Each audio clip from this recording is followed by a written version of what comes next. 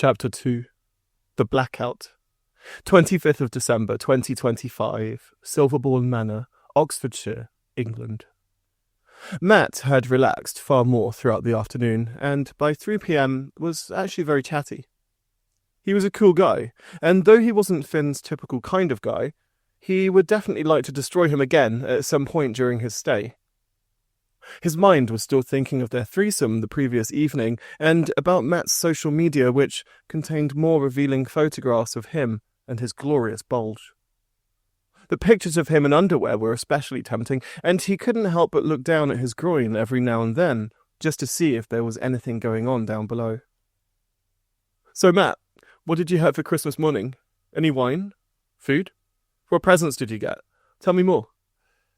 Finn asked Matt as Brian was stoking the fire and trying to cool it down slightly. It was burning incredibly hot, yet again. Freddy had probably added far too much wood, as per usual. Matt responded, clearly very excited to get the chance to rant on about the various things he'd been given by his family. He finished his overview of Christmas, which was far too thorough for Finn, by complaining about alcohol in the UK. It's just so cheap compared to Toronto. Liquor and wine in Ontario are both so expensive. Literally like £8 or so for like a decent bottle of Bordeaux. Champagne is insanely expensive too. Well, we have plenty here, Finn responded plainly. It was a slight tease to see whether Matt would ask for more wine, or perhaps offer them some of what he had brought. As the host, he couldn't exactly force Matt to drink, but he could persuade him in other ways. Oh, nice. Does your mother keep a lot here? He asked, not realizing how dumb his question might seem, considering he was at a mansion house, and Finn's family had lived there for almost 10 years. Finn laughed slightly, not in a callous way, just to show that there was definitely alcohol, and lots of it, at the house. Why don't we head down to the basement? Come with me. I'll show you. Brian, we're just heading downstairs. Stay here and keep an eye on the corgi. I don't know what he's going to do next. Brian didn't mind, especially as the basement was slightly spooky. Finn still hadn't managed to get him to go downstairs, even though years ago they had dated and he also knew the house fairly well. It mostly meant that Ali or other guests ended up exploring the wine cellar, and Brian had to drink whatever had been chosen. This was not something he was worried about, seeing as he liked all wine. Matt seemed eager, which Finn liked. Perhaps he could get him a bit more loose, in time for Ali to get home with the others. Sure. Do you have any more champagne, though? Love a vintage champagne. I brought you some too, just wondered what you had downstairs. He assured him that they definitely had plenty downstairs, especially as Ali had stocked up before they'd arrived. A few weeks ago he had made a surprise visit to the manor whilst he was in Oxford and had prepared everything for Christmas as a surprise. Seeing as the house was around 500 or 600 years old, the basement was kind of cramped. It was well lit, but there wasn't much space to move. Finn was still shirtless, which Matt hadn't yet commented on, though their skin did touch a few times, which turned him on massively. Matt hadn't even flinched or moved away from him, meaning their bodies were touching rather more than they typically would for a second encounter. Finn was enjoying the tease, however. Fuck, the bloody champagne fridge is broken again, he said to Matt, though also half to himself. What's the issue? Can I help? Matt asked, instantly making Finn get slightly hard as he moved closer. His whole upper body was pressing against Finn's as he pressed in close next to him, against his body. Matt was only wearing a white t-shirt, so his muscled arms felt incredibly warm against Finn's skin. He liked it a little too much and pressed against him slightly. He made it seem like it wasn't on purpose, but it definitely was. He could feel his cock stirring in his shorts, creating a pressure in his Tom Ford briefs. No, it's okay. I'll just try this. Can you tell me if the light comes back on? He asked. Sure, Matt responded. As he responded, he noticed that he looked down at his bulge and then his arse as he turned around. He felt watched, but he liked it. He also couldn't blame Matt, considering how tight his shorts were. See anything you like? Finn asked, with a cheeky smile on his face.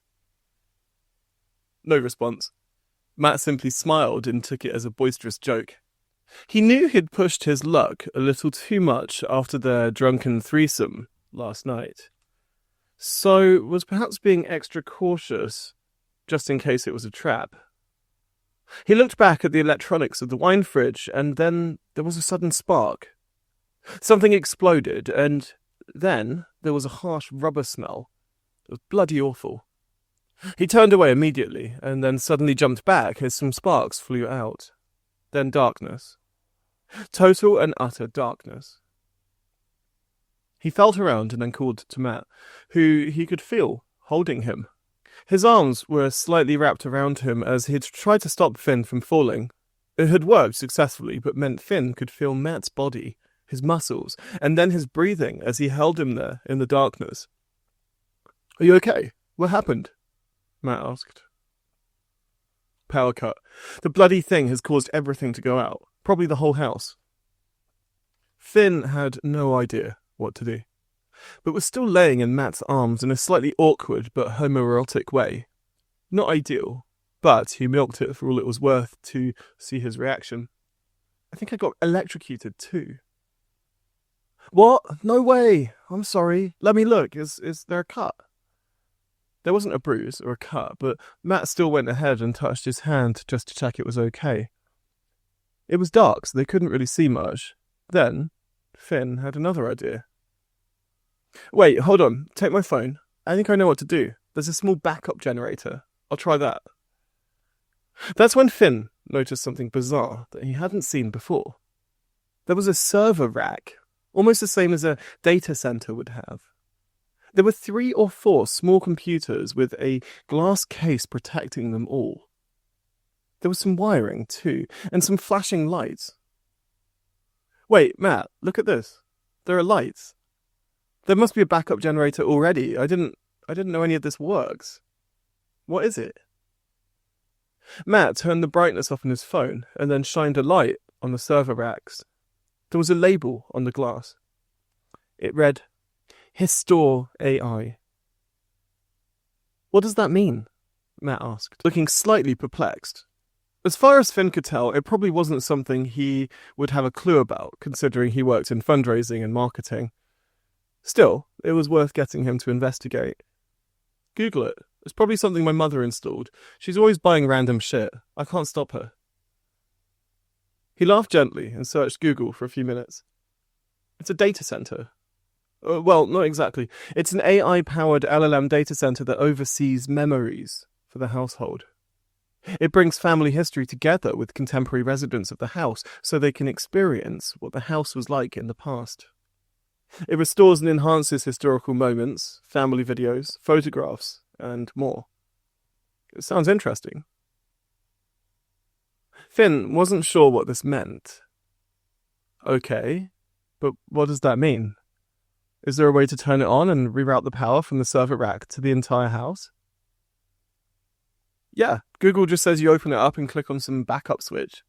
Whatever power source it's drawing energy from can be used to override the fuses that were screwed up. I'm not an electrician, so I don't know how or if it works. But maybe just message your mother? She's in Wisconsin for Christmas, fortunately. Well, not really fortunately, given circumstances. Hey, I'm not complaining. I'm in a dark room with a hot shirtless guy. Could be worse, Matt responded playfully. Joking. Just messing around. Sorry. Weird, thought Finn. Why apologize after giving a compliment? He was far too Canadian. He found it amusing rather than annoying, and as he searched around inside the server rack, he found a blue switch with a dim blue light emanating from it. He pressed it. Et voila, he said, as the lighting came back on. We did it. Good work. Christmas isn't ruined after all. Oh no. Matt sounded worried. Finn balked slightly and looked concerned and alarmed. What? What's wrong? He was scared something terrible had happened. Matt laughed. I can see you now. You aren't hot. Ew, how did I consider you hot? You bloody idiot. You scared me. Such a tease, Finn responded, pushing Matt back slightly. They both headed back upstairs and found Brian standing in the living room. The three of them were definitely not ready for what happened next, and it would turn out to change their entire evening and time at Silverbourne. As they walked into the front room, the whole place was entirely different and surprisingly bright. Brian didn't turn around as he was observing all of the lights and new decorations that had seemingly appeared from nowhere.